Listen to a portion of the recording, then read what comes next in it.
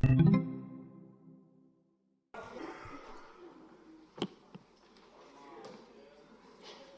obrigado, Sr. Presidente. Senhoras e senhores deputados, Senhora Secretária Regional, um ponto prévio à minha intervenção, já que não tive a oportunidade de fazer um pedido de esclarecimento ao JPP, que com a sua mestria habitual esgota ao tempo, que eu não percebi se o JPP é ou não é, e é isso que tinha que dizer, é essa a coluna vertebral que devia ter assumido aqui, é ou não é que o diploma plasme e preveja um regime de exceção, para algumas situações. Não consigo perceber qual é a sua posição. É ou não é, é a favor ou é contra que haja um regime excepcional? Porque politicamente é isso que me interessa perceber da sua parte. Mas já percebi que continua a querer passar entre os pingos da chuva.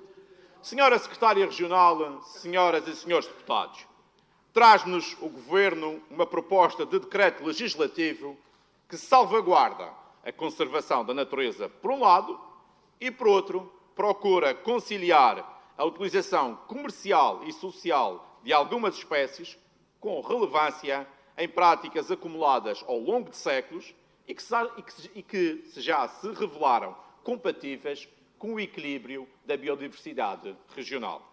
Como todos já percebemos, e dadas as nossas especificidades, existem na região espécies com interesse económico, social e cultural, que, desde que devidamente enquadradas no tal regime de exceção, continuarão a ser possíveis de cultivar e de criar.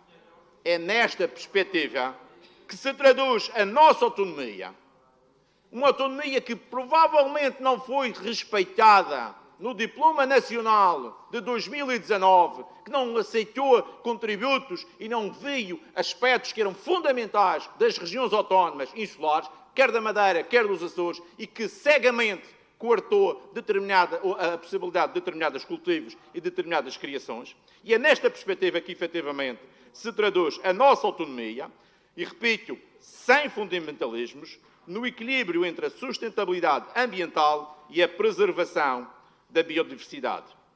Esta adaptação permite que invasoras de interesse económico ou cultural sejam utilizadas em regime excepcional, previstas numa lista específica, atualizável de 3 em 3 anos, mas que a qualquer momento pode ser alterada por resolução do Conselho de Governo, caso assim se veja pertinente e necessário.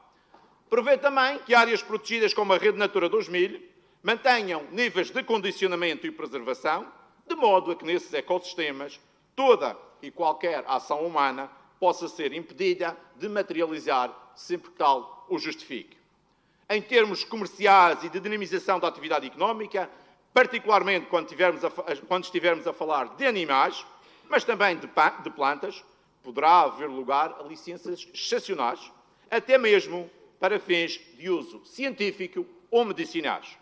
O regime sancionatório não tem aplicação sempre que se demonstre que a ocorrência é espontânea ou acidental em propriedades privadas. Senhor Presidente, senhoras e senhores deputados, Senhora Secretária Regional, permite-se com este regime jurídico que determinadas espécies invasoras de interesse regional, proibidas na tal lei nacional, possam se manter em regimes de exceção mediante determinados condicionalismos. Reforça-se, e bem, o papel e a presença do Instituto das Florestas e da Conservação da Natureza. Parece que para muitos o mau diabo desta região, enquanto entidade responsável pelo desenvolvimento e aplicação deste normativo jurídico, em articulação com outras entidades com competências em áreas do mar, da agricultura e do desenvolvimento rural, como só assim poderia ser.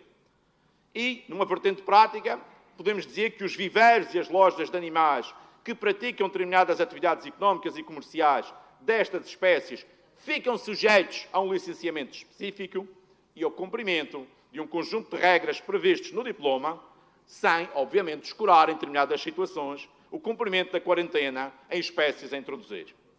Senhor Presidente, senhoras e senhores deputados, Senhora Secretária Regional, em síntese, e porque vivemos num mundo cada vez mais globalizado e porque a região conhece um desenvolvimento turístico acentuado, com elevada mobilidade de pessoas e bens, de trocas comerciais E num quadro de alterações climáticas, importa prever ou minimizar o comportamento de determinadas espécies, condicionando a sua livre transação e controlando a sua introdução em meio natural. Numa região insular e ultraperiférica, importa preservar características únicas da nossa biodiversidade, tomando medidas preventivas que assegurem o equilíbrio e a sustentabilidade dos habitats.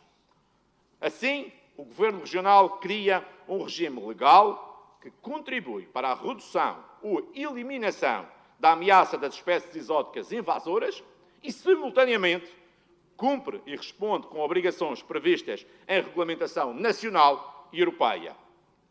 E procura fazê-lo com o bom senso, com equilíbrio e razão entre ponderadores da atividade humana de mais de 6 séculos de existência neste arquipélago e a preservação e conservação da biodiversidade que nos identifica, distingue e diferencia na Europa e no mundo.